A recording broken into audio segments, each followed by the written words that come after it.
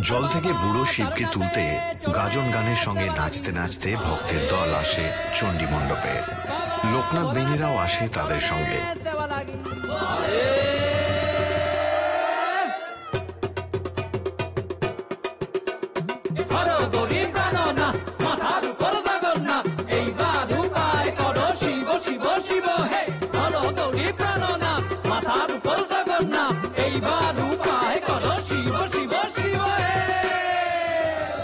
যেখানে চক্রবর্তীর দল তাদের বাধা দেয়।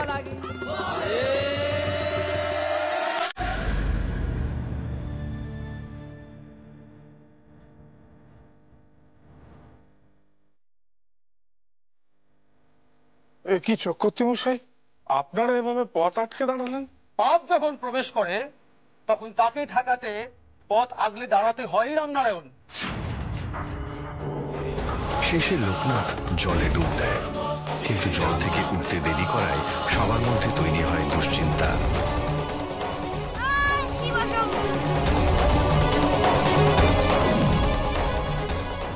হে শিবশম্ভু, তুমি আমার লোকনাথের মান রেখো বাবা। অবোধ শিশু যদি কোনো ভুল করে ফেলে, নিজ সন্তান মনে করে ওকে ক্ষমা করে দিও ঠাকুর, ক্ষমা করে দিও। বাবা, লোকনাথ তো এখনো জল থেকে উঠছে না।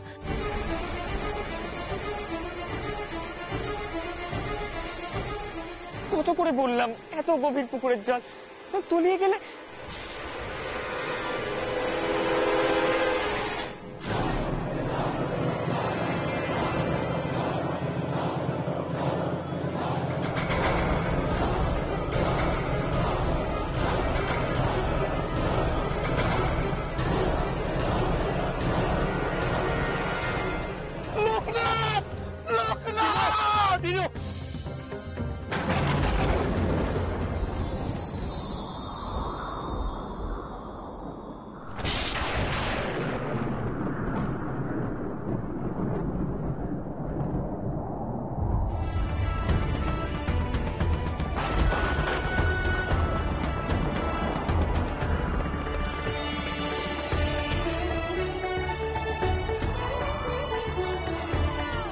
গাজনের মেলা বসে মাঠে।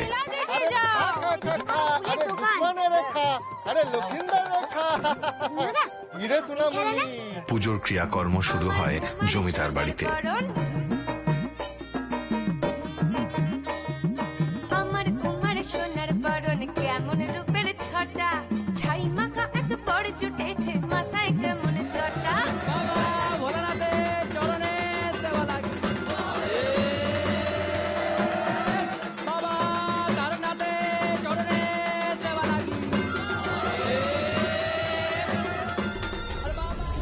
এদিকে গাজনের মেলায় এসে ভাঙচুর করে নবাবের সেনার দল। খাজনা না দিয়ে সওদা করা হচ্ছে, ভেঙে নে সবকিছু।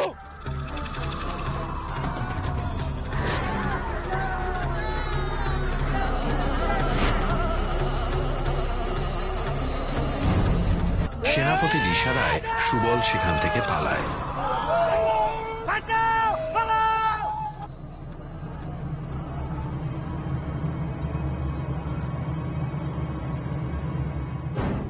সুবল এসে জমিদার বাড়িতে খবর দেয় নবাবের সেনাদের আসার কথা। কি হয়েছে নাকি বলো, কি হয়েছে? ওই গাজনের মেলা সব একেবারে লন্ড তছনছ করে দিয়েছে।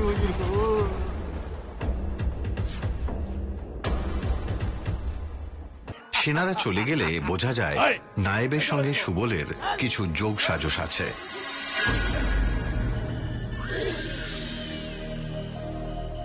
ও আপনি? বাবা, ভয় আমার দম বন্ধ হয়ে আসছিল। রাস্তা দেখালাম আমি, খাল কেটে কুমির ঢোকালাম আমি, আর আমাকেই কিনা ফাঁকি দিয়ে পালানোর ফন্দি আসছে। শিবের বিয়ে নিয়ে ভগবান যখন চিন্তিত, মাঝরাতে সেখানে লোকনাথ আসে। আজ আমাদের এই অনাচার দেখতে হলো কেন ঠাকুর? কেন?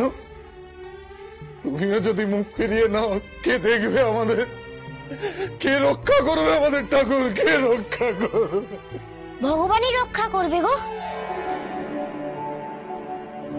অন্যদিকে নবাবের সেনারা ঘাঁটি গাড়ে জঙ্গলে। লুট করা মালপত্র যে সিন্ধুকে আছে তা খুলতে গিয়ে তারা অবাক হয়ে যায়।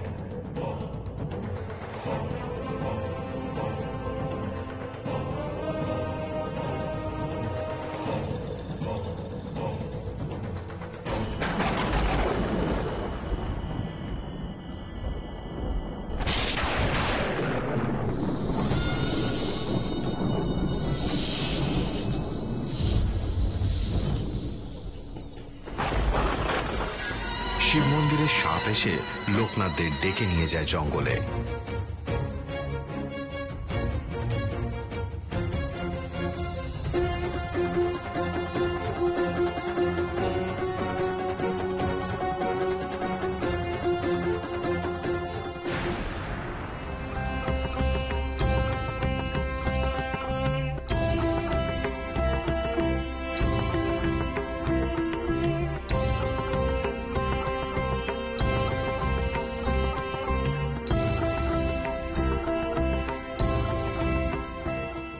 সেই সিন্ধুকে নবাবের একটা ফরমান পায় নিশিকান্ত।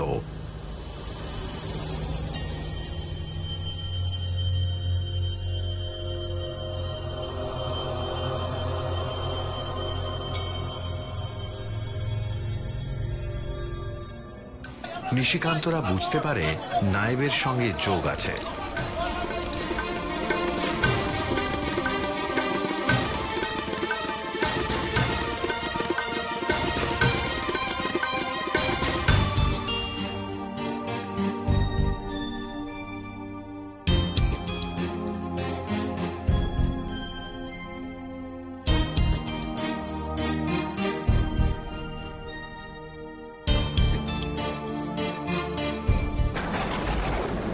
বুড়ো শিবকে দোলায় চড়িয়ে নিয়ে যাওয়া হয় বিলে। লোকনাথ সেখানে শিবকে জলে নিমজ্জিত করে।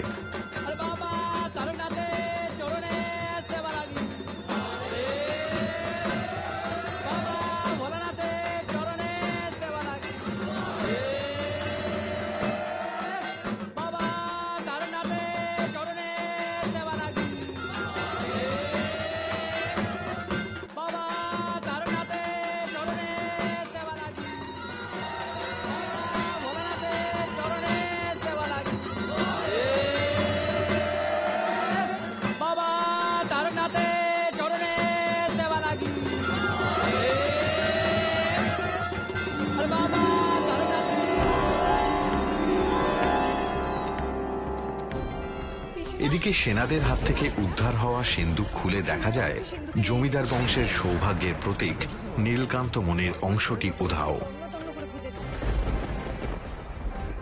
হ্যাঁ রে নিশি, তাহলে কি নবাবের সেনারা ওটা নিয়ে চলে গেল? কি করে নেবে পিসিমা?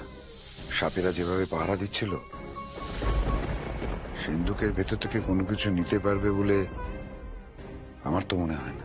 লোকনাথ স্বপ্নে গোপালের একটা মালা পায়। ওই আংটিটি কোথায় আছে তারও হদিশ। মালাটা রাখো, তাহলেই তুমি চোরের ঠিকানা পেয়ে যাবে। সত্যি? এই মালাটা কাছে রাখলে সত্যি চোরের হদিশ পেয়ে যাব? বললাম তো হ্যাঁ, পাবে, কিন্তু তার আগে চোখ বন্ধ করে ভাবতে হবে, তাহলেই তুমি চোরের হদিশ পেয়ে যাবে। ভোর রাতে উঠে লোকনাথ বের হয় সেই আংটিটির খোঁজে, কিন্তু জানতো না তখন ওরই জন্য রাস্তায় অপেক্ষা করছে সুবল আর নায়েব।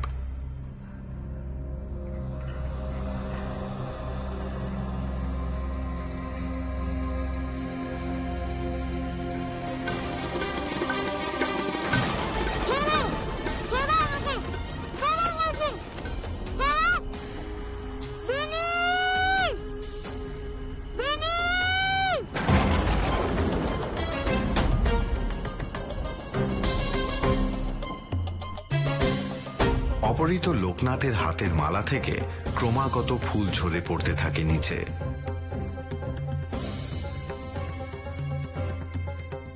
বেনি ঘুমের মধ্যে লোকনাথের ডাক শুনতে পায়। লোকনাথের গলা আওয়াজ পেলাম, তবে কি লোকনাথ আমায় ডাকছে? কি জানি, কোথায় বাইরে এসে দাঁড়িয়ে আছে, দেখতে একবার। অচেতন লোকনাথকে নিয়ে জঙ্গলের মধ্যে একটা কুঁড়ে ঘরে এনে রাখে সুবলরা।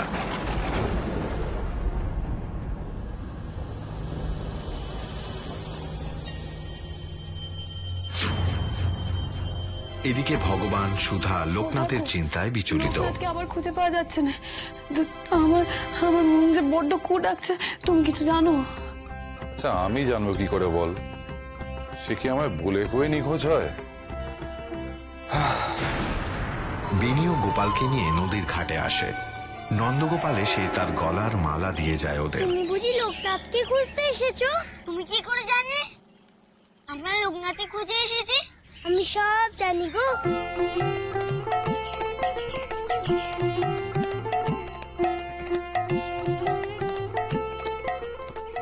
এই মালাটা নাও, তাহলে ঠিক তুমি তোমার বন্ধুকে খুঁজে পাবে।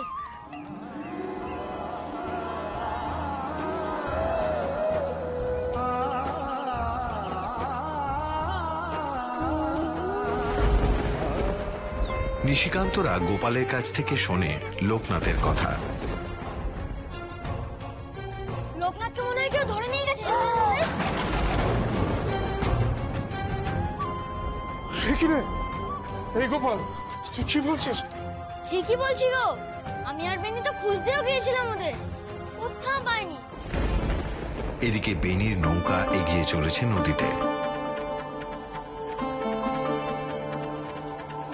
লোকনাথের জ্ঞান ফেরে এবার।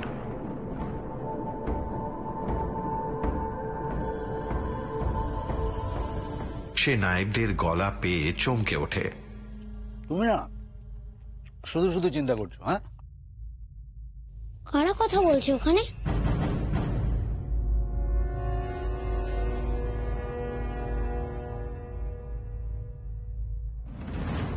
এইসব কাজ তাড়াহুড়ো করে হয় নাকি? আর শোনো, এইখানে ওর কোন চালাকিটা কাটবে শুনি? এদিকে ভাগ বাটোয়ারা নিয়ে সুবলের সঙ্গে ঝগড়া বেঁধে যায় তোর নায়েবের। কথার ফাঁদে আমি পা দিচ্ছি না। তোর কথা বিশ্বাস করা মানে আমার সর্বনাশ। হ্যাঁ, নীলকান্ত মন্দির আংটিটা যখন সরিয়েছিলি তখন কি আমাকে বলেছিলি ধরা না পড়লে এতক্ষণ তো পালিয়ে যেতি? হ্যাঁ, আগে ভাগের মাল দে, তারপর অন্য কথা। রাম রাম রাম রাম রাম রাম। এই তুমি তো আচ্ছা শেয়ানা আছো। হ্যাঁ, নিজের ভাগের মালটা নিয়ে আগে কেটে পড়তে চাও, তাই তো? আর আমি একা ওই লোকনাথকে খুনের দায়ে ফাঁসি। এবারে লোকনাথের খুব খিদে পায়। তার কাছে নন্দগোপাল আসে।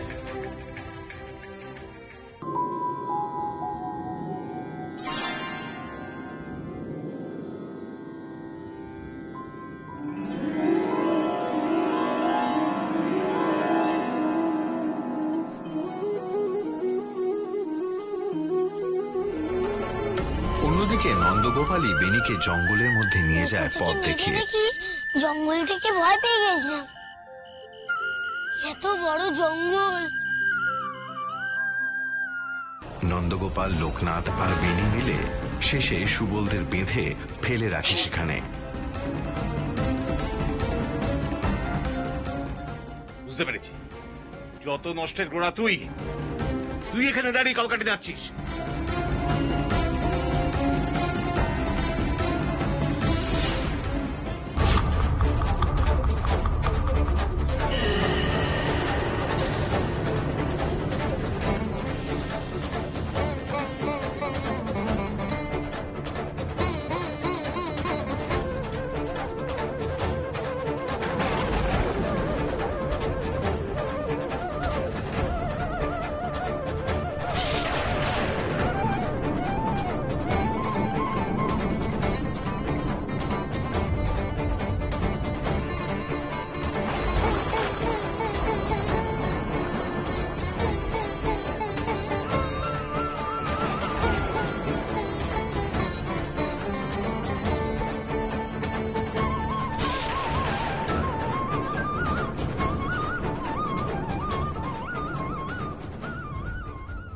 তোমরা এখন যাও, তোমাদের কাজ আপাতত শেষ।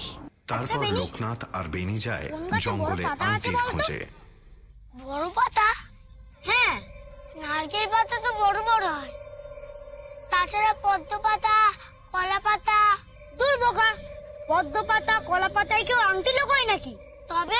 তবে নারকেল গাছ বা অন্য কোনো বড় পাতাওয়ালা গাছে লুকিয়ে রাখতে পারে। চল তো বেনি, দেখে আসি কোন কোন গাছে বড় পাতা আছে। চল।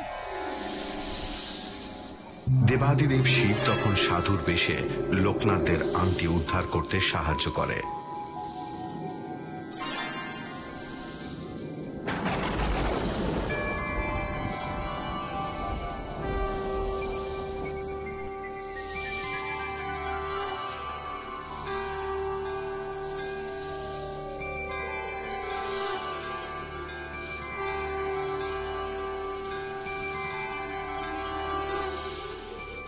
আপনি কি জাদু জানেন? আপনাকে দেখা মাত্রই যাও তোমরা, ওগুলো যাদের জিনিস তাদের কাছে ফেরত নিয়ে যাও। এদিকে অন্নপূর্ণাকে নিয়ে শোভা বৈদ্য আসে গায়ে।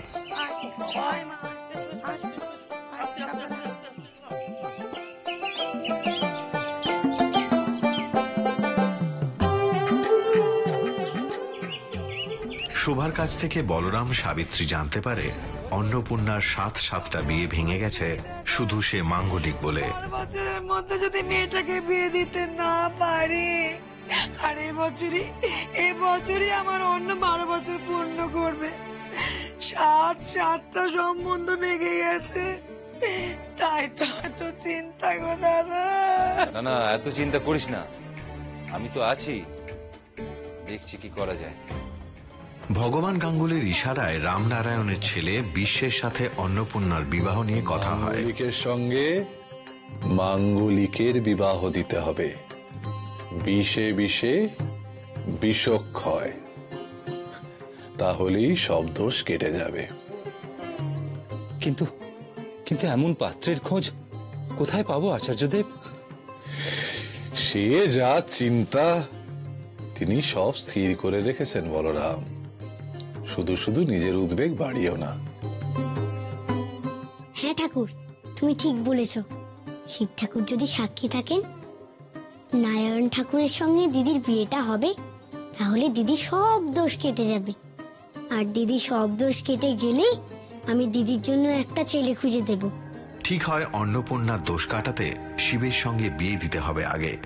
তার জন্য জঙ্গল থেকে খুঁজে আনতে হবে ভুঁই ছাতা। ঈশ্বরের পুজো করতে হবে, তবেই রাহু শান্ত হবে। আর রাহু শান্ত হলে তবেই তবে কি ওর সব দোষ কেটে যাবে ঠাকুর? না শোভা, শুধু রাহুকে শান্ত করলে চলবে না। মঙ্গল নিচস্থ, মঙ্গলের দোষ কাটাতে হবে। এর স্বামীর মৃত্যু যোগ আছে। অন্নপূর্ণা আর বেনিকে নিয়ে জঙ্গলে ভুঁই ছাতা খুঁজতে যায় বিশ্ব, কিন্তু তারা সেটা পায় না।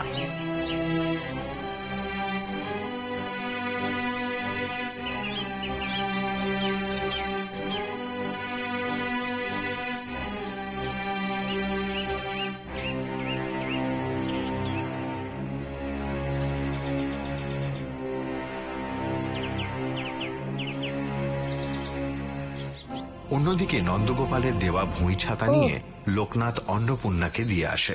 তোমরা এটার জন্য মন খারাপ করছো?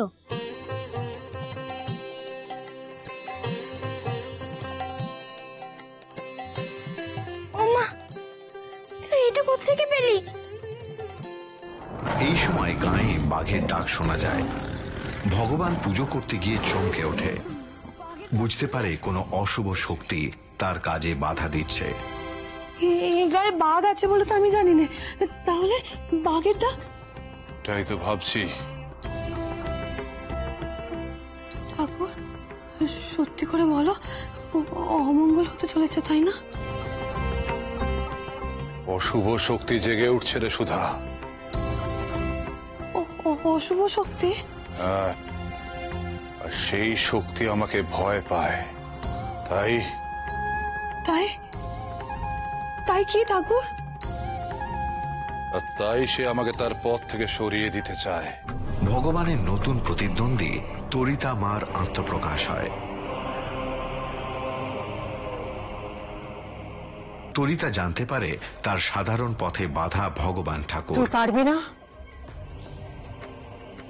পারবি না তাকে এনে দিতে? সাধনায় সফল হতে গেলে তার শক্তি যে আমার চাই। এনে দে তাকে, এনে দে। তাকে আমার চাই বৃন্দা, তাকে আমার চাই বৃন্দা, তাকে আমার চাই। কে সে মা? আর এই বাধা কেবল কাটাতে পারে পূর্ণ আত্মা লোকনাথ। লোকনাথের মুখোমুখি হয় তরিতার পালকি।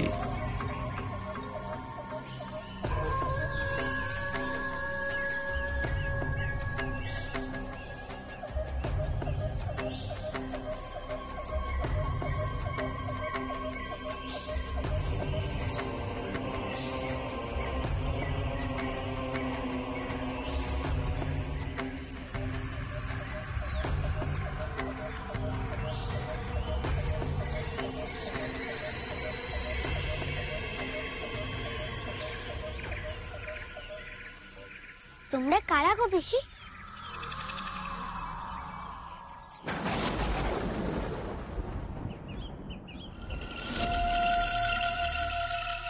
অনেক দূর থেকে এসেছো মনে হচ্ছে, জল খাবে? ওরে বৃন্দা, এবার তো সত্যি সত্যি মেঘনা চাইতে জল এলো রে। এ কাকে দেখছি আমি?